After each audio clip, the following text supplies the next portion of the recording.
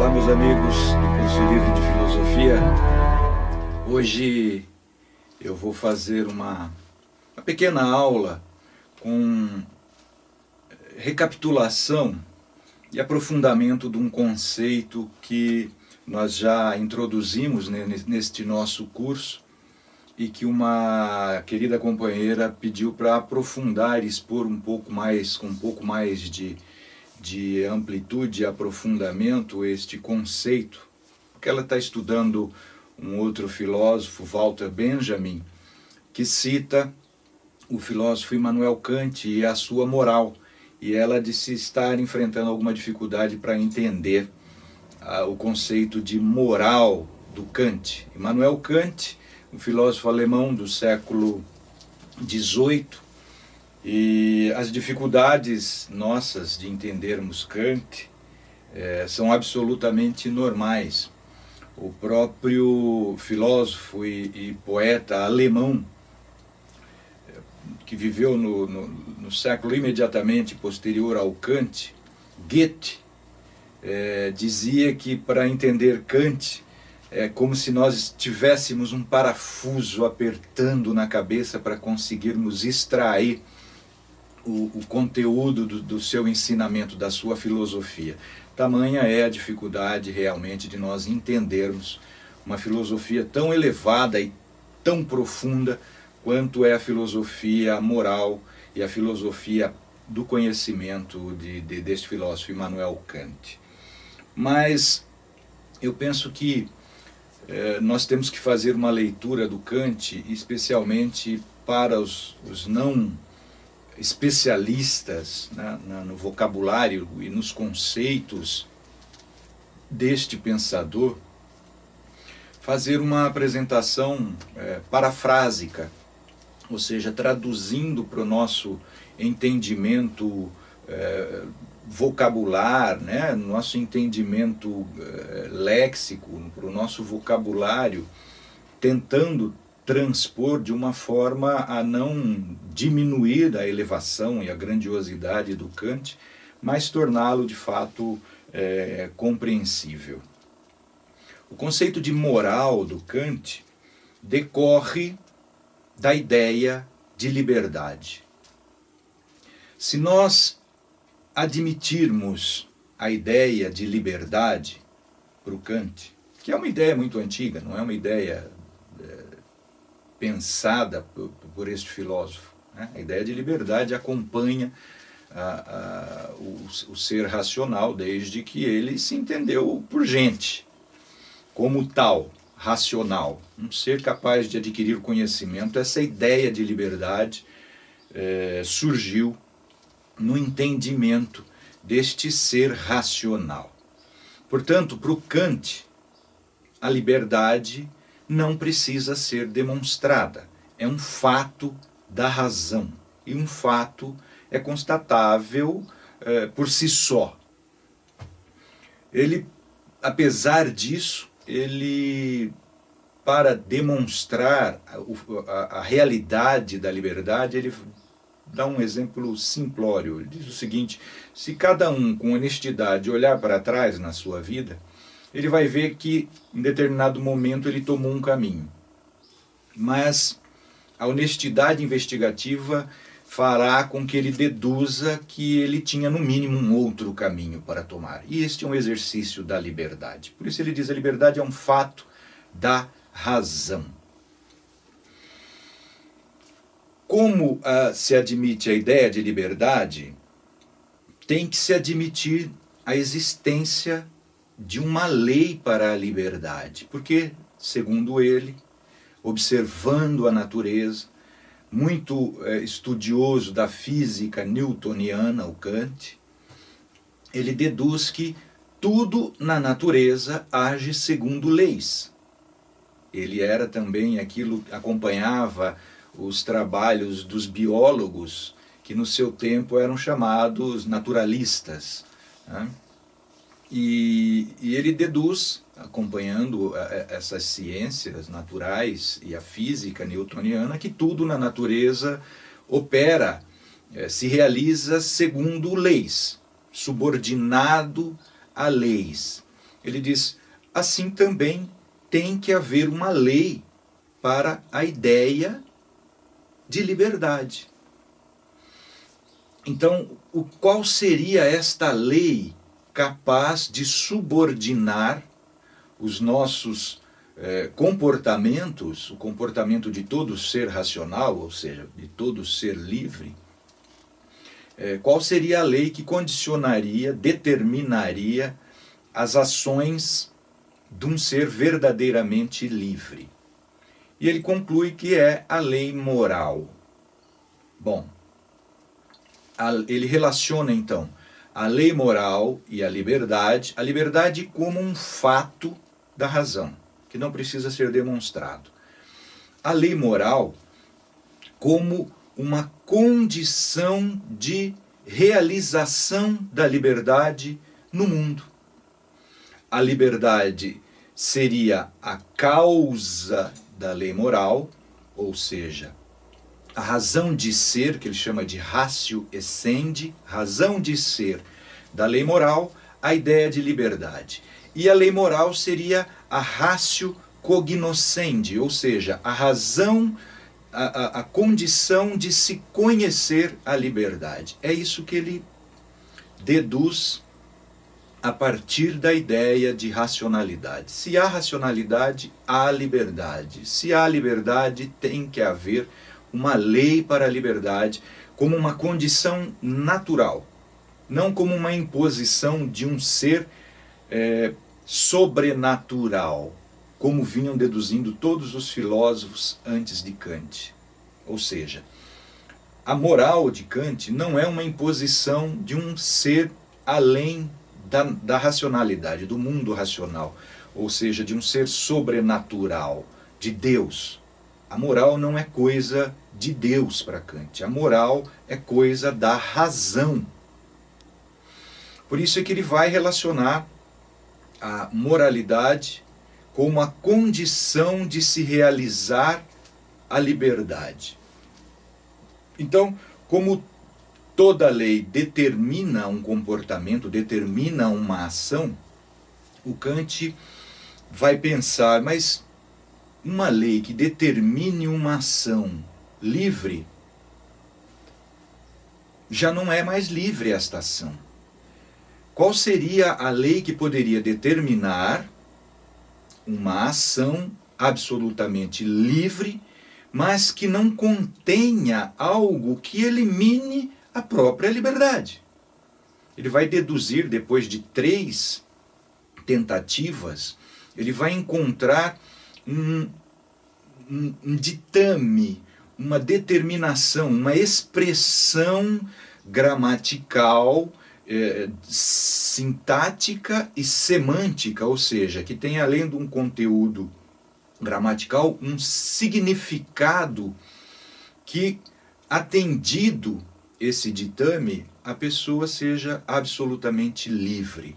Isso ele vai chamar de um imperativo categórico. E depois de 2 tentativas, ele chega no imperativo categórico, na expressão definitiva, que é: age de modo tal que uses a humanidade, tanto na tua pessoa quanto em todo o outro, unicamente como um fim, e nunca somente como um meio.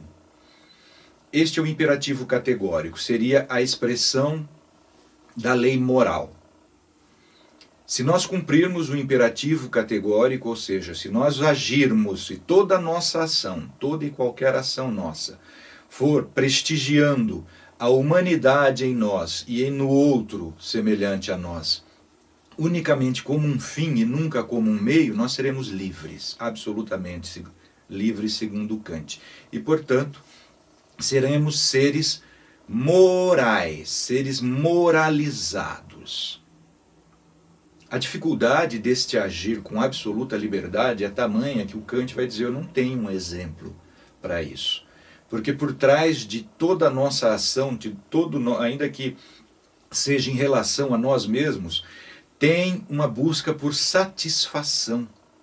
Satisfação seja da personalidade, ou seja, do ego, satisfação dos nossos impulsos naturais, ou seja, orgânicos, porque para o Kant o homem é um ser dividido entre a natureza, organismo, matéria, e inteligência, razão, alma.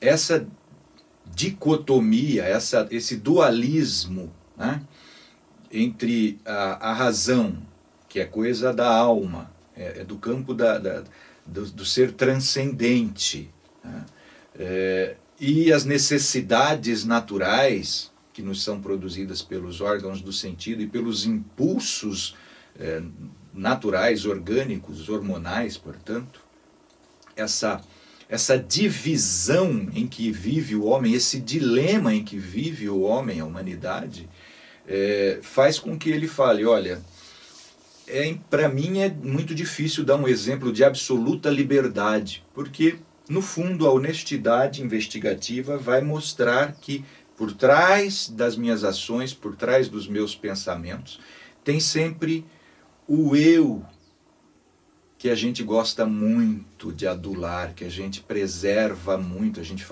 traz sempre em muita alta conta.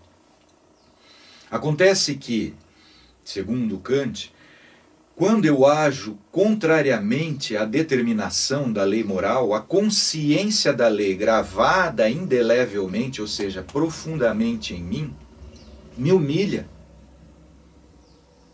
A minha consciência da lei me humilha quando eu ajo contra a determinação de ser livre. Ou seja, quando eu sou escravo dos meus vícios, quando eu sou escravo dos meus hormônios, a consciência da lei moral em mim humilha a minha condição. Por quê? Porque eu me nivelo aos seres irracionais. E ao nivelar-me aos seres irracionais, eu perco a condição de ser livre. Então, a minha estima por mim, o amor por mim racional, é abalado, é humilhado, em prestígio do amor por mim patológico. Então, para o Kant, nós conservamos em nós duas formas de avaliarmos a nossa condição. O valor por nós. Ele chama este valor por nós de dignidade. E todas as vezes que eu atendo às minhas tendências hormonais ou às minhas tendências viciosas, intelectuais, né? A minha vaidade, o meu orgulho, né? Todas as vezes que na minha ação eu ofendo a minha humanidade ou a humanidade existente em todo o outro, em qualquer outro semelhante a mim, em prestígio, para propiciar-me satisfação dos sentidos, do organismo, portanto, ou do meu ego, a consciência em mim, que segundo Kant é um tribunal inexorável, ela me humilha. E aí a estima por mim, o valor por mim, o amor próprio racional é humilhado, é rebaixado. Ao passo que todas as vezes que eu freio as minhas tendências orgânicas, eu freio os meus vícios morais, a consciência por mim, a consciência em mim me valoriza, eleva a minha estima por mim, o amor próprio racional. Eu reduzo os impulsos do amor próprio patológico, orgânico ou vicioso e freio com base na força moral. Então a moral para o Kant é uma força que nos compele ao agir sempre visando um agir livre. Esta é a grande dificuldade nossa, porque nós vivemos num mundo em sociedade que nos afeta, as determinações morais, que nos afeta o agir moral, e às vezes nós cedemos a essa condição social em detrimento da nossa própria liberdade.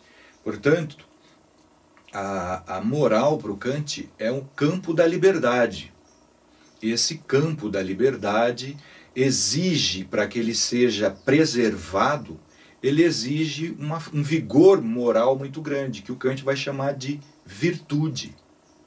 Então, virtude para ele não é a realização desta moralidade plena, mas é o esforço com todas as minhas forças, com toda a minha boa vontade, para ser um ser livre, absolutamente livre.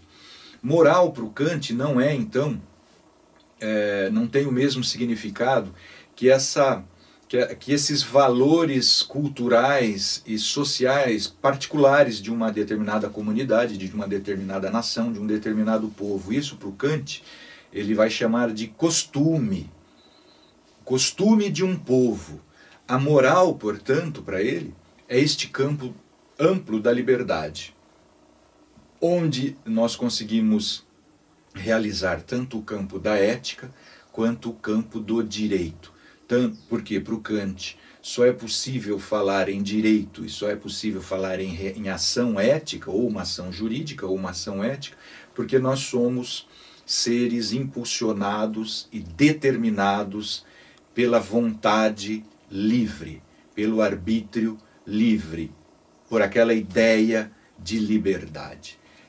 Então, a moral é o agir absolutamente com liberdade, o que para o Kant é muito difícil, já que normalmente o ser humano, o ser racional, é impulsionado pelo desejo de satisfazer seja os seus impulsos naturais, orgânicos do corpo, seja para satisfazer a sua personalidade, a sua vaidade, o seu orgulho.